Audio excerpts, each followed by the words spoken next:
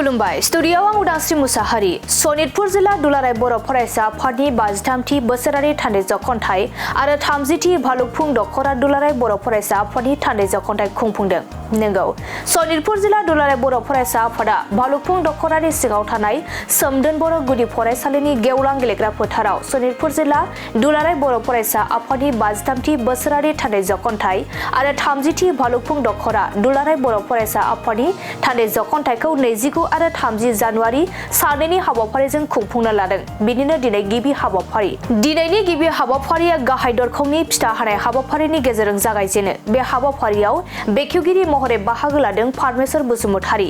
बेबादिनो गाहाय सायनासालि बेखेवना होयो एलेन नार्जारी आरो गोबां हाबाफारिखौ बेखेवलायनायजों फिथा हानाय हाबाफारियाबो जोबलाङो। सनितपुर जिल्ला दुलाराय बर' फरायसा आफादनि खुंगा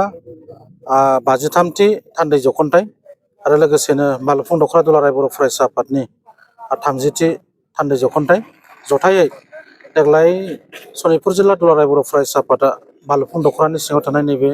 सोमदोन बर' गुदि फरायसालि गेवलां गेलेग्रा फोथाराव सानैनि मेहेरगोनां हाबाफारि लानानै जि देग्लायनि थान्दै मेलखौ खुंनो थाम-थिम खालामदों आरो बिनिनो दिनै फुंबिलि समनि गिबि सान दिनै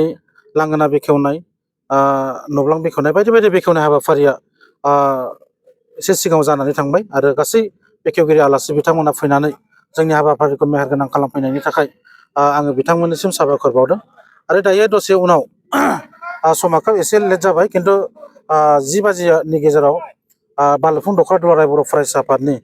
थान्दैज खन्थाइ दङमोन। बेयो दा दसे उनाव जासिगोन आरो फुंबिलि मोनाबिलि 6 बाजिनिफ्राय मोनाबिलि 6 रिंगानिफ्राय सनितपुर जिल्ला दुलाराय बर' फरायसा आफादनि जोंहा थान्दैज खन्थाइया जागोन आरो बे थान्दैज खन्थाइनि गेजेरजों देग्लाय सनितपुर जिल्ला दुलाराय बर' फरायसा आफादा गोबांथार थांखि लानो थाखाय जोङो थिरांथा लादों। मानोना जों बयबो मिथिगौ सनितपुर जिल्ला दुलाराय बर' फरायसा आफादनि सिङाव थानाय गासै बर' गामिफ्रा आसामनि गुबुन गुबुन जिल्लानिख्रुइ बांसिन जेंना गोनां जिल्ला होननानै जोङो मिथिगौ। जोंनि सनितपुर जिल्लायावनो बयनिख्रुइबो सोलोंथाइनिफ्राय लानानै बायदि बायदि गायसनथाइ फसंथानखौ लानानै आरोबाव 2020 मायथाइनि 27 जानुवारियाव जि बिटिआर गोजोन गोरोबथा जाबाय बै बिटिआर गोजोन गोरोबथानिबो माखासे गोबां दफा मावफुंनांगौ दं बेबो आद्रा जानानै दङ। दा बैफोर गोबांथार जेंनाफ्रा दिनैबो सुस्रांजायाखै आरो गोबांथार जेंनाफ्रा आद्रा मावजादोंब्लाबो आबुङै मावजायाखै आरो बे आबुङै मावजानांगौनि थाखाय दिनै जोङो मोनाबिलिनि जोंनि थान्दैज खन्थाइयाव जोङो गोख्रोङै थांखि लागोन आरो जोंनि थांखिफोरखौ जोङो फैबाय थानाय खुंगा 58थि बोसोरारि थान्दैज खन्थाइ दुलाराय बर' फरायसा आफादनि टंलायाव जानो थांगासिनो दङ। बे थान्दै जथुमायाव जोङो जोंनि जिल्लानि जे थांखिफोर बे थांखिखौ जों गोख्रोङै थांखि दैखांगोन जाहाथे खोब खम समनि गेजेराव दुलाराय बर' फरायसा आफादा आसाम सरकार आरो भारत सरकारजों रायज्लायनानै जोंनि बै जेंनाफोरखौ जाहाथे सुस्राङो बेनि थाखाय जोङो डिमान्ड होगोन। जितु दिनै गेलेनायनिबो हाबाफारि नंगौ जोङो नैबे सनितपुर जिल्ला दुलाराय बर' फरायसा आफाद एबा मिरुनि जि इन्सट्राक्सन बायदियैनो देग्लाय सनितपुर जिल्ला दुलाराय बर' फरायसा आफादनि बे थान्दैज खन्थाइनि गेजेरजों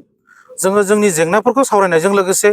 जोंनि ओनसोलनि फंबाय बिनानावफोर जोंनि हालामनि जौगासारनांगौनि थाखाय जोङो गोबांथार माखासे एक्टिभिटिसफोर हाबाफारिफोर दङ। जेरै जोङो हौवासाफोरनि थाखाय बुलुर बादायलायनाय दङ,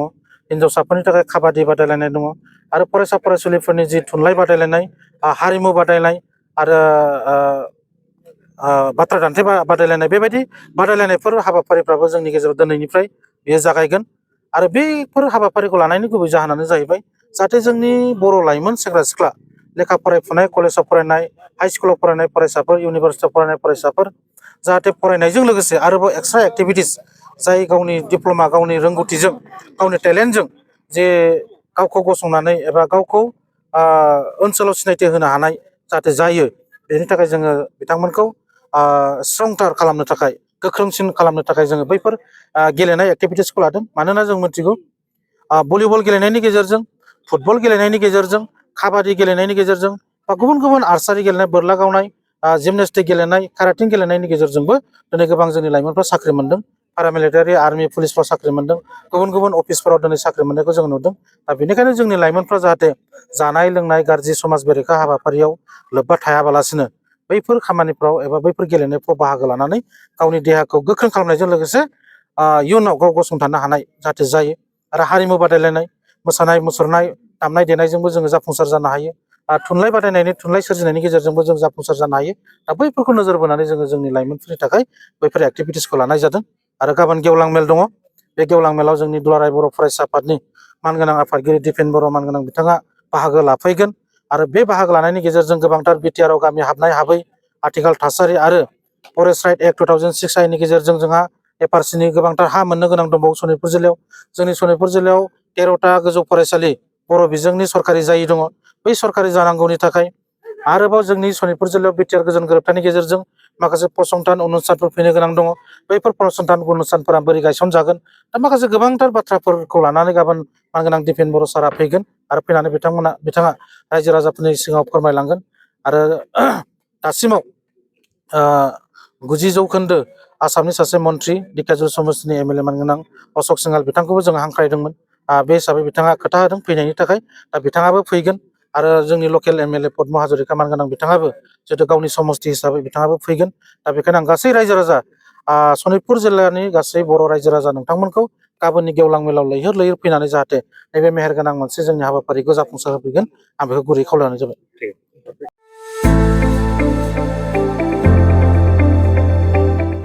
गोजोनथाव खौरां क'क्राझार सहरनि साखाथियाव थानाय तितागुरि मानास पाब्लिक स्कुला लानानै फैदों गोजोनथाव खौरां।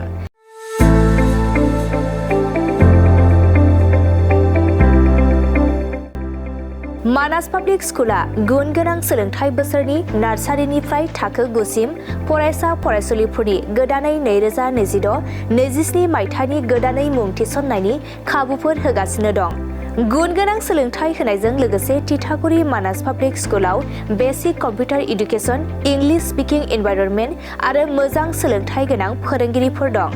फरायसा फरायसुलिफोरनि थाखाय सोलोंथाइ लानायजों गोबां मोजां खाबुफोर दं, जेरै यगानि खाबु आरो हिन्जावसा आरो हौवासाफोरनि थानायनि थाखाय सेपारेट हस्टेलनिबो खाबुफोर दं।